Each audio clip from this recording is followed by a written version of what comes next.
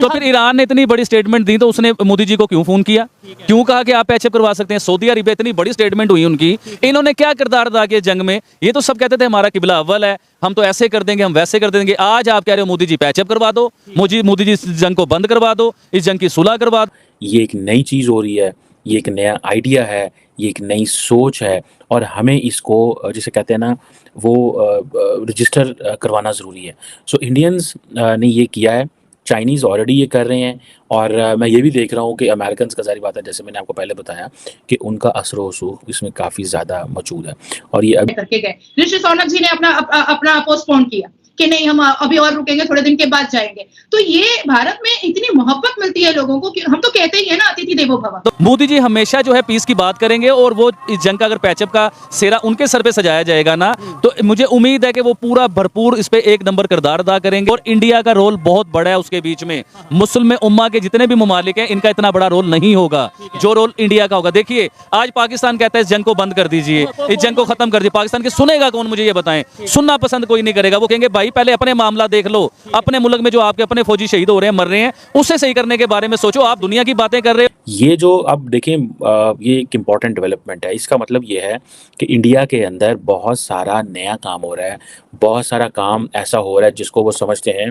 कि ये first hand दुनिया में हो रहा है, ये पहले कभी नहीं हुआ। जय हिंद दोस्तों, हमारा देश भारत इतना हद तक पावरफुल हो गया है कि अमेरिका, चाइना, रसिया को छोड़ बहुत सारे ऐसे देश हैं जो कि भारत को अपना सब कुछ मान रहे हैं। जी हाँ दोस्तों, अभी हाल ही फिलहाल में चल रहे इजराइल और हमास के बीच जो लड़ाई है अभी पूर्ण रूप से शांत होने के नाम ही नहीं ले रहा है। और इसी बीच बहुत सारे देश बौखलाए हुए हैं कि भाई इजराइल और हमास की लड़ाई क्या तृतीय विश्व युद्ध करा देगा क्या, ऐसे कुछ करके बहुत सारे बयान बहुत सारे देशों की ओर से निकल कर आ रहा है।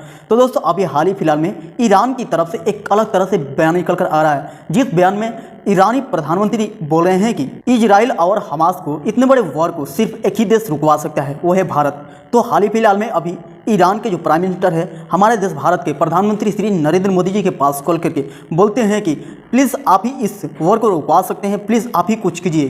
दोस्तों आप सोच सकते हैं कि हमारा देश भारत आजकल कितना आगे दूर चल गया है कि और बहुत सारे देश ना अमेरिका के पास, नहीं चाइना के पास और नहीं रसिया के पास सीधे कॉल कर रहा था डायरेक्ट हमारे देश भारत के पास। दोस्तों ईरान एक इस्लाम कंट्री है और दोस्तों फिलिस्तीन को सबसे ज़्यादा जो सपोर्ट करता है तो वो ईरान ही करता है। दोस्तों इतने बड़े युद्ध को लेकर के ईरान ही एक ऐसा देश है जो कि बहुत काफ़ी सपोर्ट करता है फिलिस्तीन को। ऐसे तो बहुत सारे मुस्लिम कंट्री कर ही नहीं फिलिस्तीन सपोर्ट, लेकिन दोस्तों साथ ही साथ ईरान के जो प्राइम मिनिस्टर है अब इनके दिमाग में ये बैठा हुआ है कि इस युद्ध को किसी हालात में रुकवाना है। और इसी बात को लेकर के डायरेक्ट प्रधानमंत्री श्री नरेंद्र मोदी जी के पास कॉल किए हैं और कॉल करने के बाद कुछ ऐसे बातें बोले हैं कि आप ही जो है कि कुछ पीसफुल तरीके से बात करते हैं और इस युद्ध को आप ही रुकवा सकते हैं। दोस्तों ईरान के प्रधानमंत्री के इतने बड़े बयान को लेकर के पूरे पाकिस्तान में मातम सा छाया हुआ है कि आखिर इतने बड़े बड़े देश हैं फिर भी ये ईरान के प्राइम मिनिस्टर सीधे जा करके भारतीय प्रधानमंत्री श्री नरेंद्र मोदी जी से ऐसे कुछ बातें बोल रहे हैं। आगे वो 52 मुल्क मुसलमानों के, सर समझिए मेरी बात को, आज कहाँ है वो 52 मुल्क? कहाँ गया सऊदी अरेबिया, कहाँ गया पाकिस्तान, कहाँ गए और सारे ममालिक मुसलमानों के? आज ईरान फोन करता है इंडिया के प्राइम मिनिस्टर नरेंद्र मोदी साहब को और उन्हें कहता है कि इस जंग का अगर पैचअप और खात्मा कोई करवा सकता है तो मोदी जी आप हैं, तो आप इस जंग का फैसला करवा सकते हैं। अब मुझे बताइए आपका OIC कहाँ गया? ये 52 मुल्क मुसलमानों के कहाँ गए?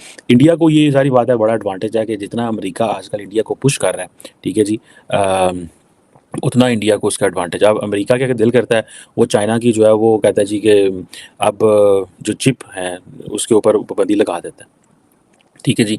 अभी हम हाल ही में देख रहा था कि अमेरिका ने फिर जो है चाइना की जो चिप है बाइंग सेलिंग पे उन्होंने पाबंदियाँ कोई लगाई हैं। बेसिकली वो चाहते हैं कि ये चीज़ें इन चाइना ना जाएं, बेशक इंडिया चले जाएं। तो एक बड़ा प्रेफरेंशियल किस्म का ट्रीटमेंट है इस हवाले से। ये पूरी की पूरी ये जिसे कहते हैं ना एक्सपोर्ट कंट्रोल रिजीम्स हैं। नहीं जी, दुनिया के तमाम इस्लामिक कंट्री इकट्ठे हो जाएंगे, अब जंग स्टार्ट हुई है, अब हम फतह ही करेंगे, ये करेंगे। अब ईरान को भी सीज फायर याद आ रहा है, अब दुनिया के दूसरे इस्लामिक कंट्री भी यही कह रहे हैं जंग बंदी होनी चाहिए। लेकिन पाकिस्तान में आज भी रैलियां निकल रही हैं, आज भी जो सा वो कहा जा रहा है हम जिहाद पे जाएंगे और ये चीजें मतलब हम। इसके ऊपर मैं आपको बताना चाहता हूँ, सबसे पहले हमें पाकिस्तानियों को अपने पाकिस्तान को देखना है। देखिए आज भी हमारे कुछ फौजी शहीद हुए, पिछले दिनों में भी शहीद हो रहे हैं बलोचिस्तान। जी हाँ, अभी हमें चाहिए कि अफगानिस्तान के साथ अपने मामला को सीधा करना या और किसी कंट्री के साथ हमारे मामला खराब हो रहे हैं उसे सीधा करना।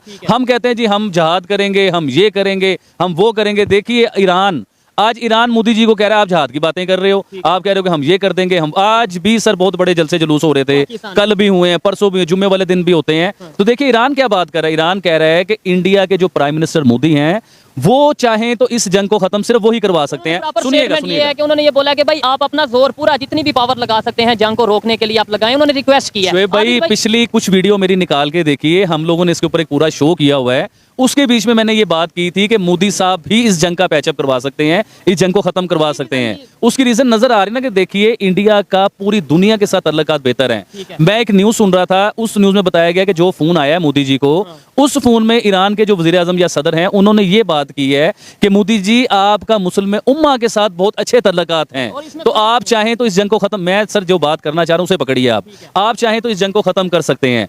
अब हम पाकिस्तानी जो सारा दिन अपने टीवी पे, अपने चैनल्स पे, हर जगह पे दिखाते हैं कि इंडिया मुसलमानों का दुश्मन है, उधर ये बताया जा रहा है कि इंडिया का मुस्लिम उम्मा के साथ बहुत अच्छे ताल्लुकात हैं। ये ईरान कह रहा है और इसकी वर्डिंग पे गौर करें कि हम सारी जिंदगी क्या कहते रहे। और दूसरे ममालिक देखिए ना, सऊदी अरेबिया इंडिया के साथ बेहतरीन ताल्लुकात हैं, अवार्ड देते हैं इन्हें। इजिप्ट की कर लें, यूएई की कर लें, अफगानिस्तान की कर लें, इंडिया को अवार्ड देते हैं। सिर्फ पाकिस्तान नहीं देता अवार्ड क्योंकि हमारी लड़ाई चल रही है, हमारे झगड़े चल रहे हैं, हमारी बहस खत्म नहीं होती। देखिए मैं हमेशा कहता हूं जैसे दुनिया में इतने मुल्क है मुसलमानों के और इंडिया के साथ उनकी दोस्ती है, कारोबार कर रहे हैं, उसे लेके चल रहे हैं साथ, ये सारा कुछ हमें जहाज से, हमें जंग से बाहर निकल के पैचअप की तरफ आना चाहिए। मैंने हमेशा पीस की बात की है।